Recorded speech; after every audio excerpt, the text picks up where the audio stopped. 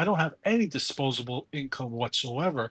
And if that's the case, what is my real alternative? Do I have to start a side hustle? Do I need to do these things? In third world countries, it's actually very normal to have a side hustle. I mean, if you look at Latin America, side hustles are norm down there where, you Sure. might have a person doing four or five different things, and that's a norm because that's just to keep the cost, keep the costs at bay.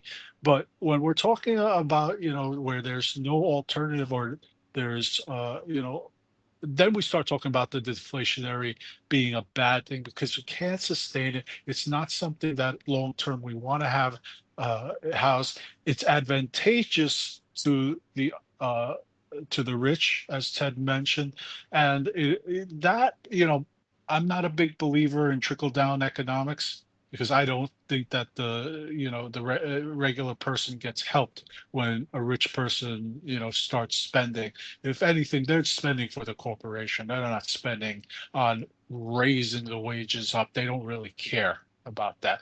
They want to maximize corporate profits, and they do that by keeping your wage low and giving either doing share buybacks to enhance shareholder value so the CEO can make his $20 million for that particular quarter or that whatever he's making or she's making at that particular time.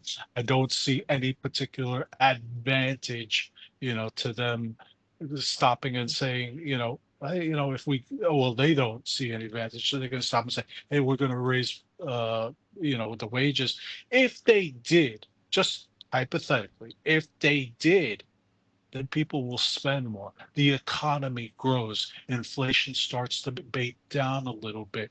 Uh, Prices on everyday consumer goods and the like could see a little bit of a decrease, not much, but a little bit of a decrease, and overall positive movement forward.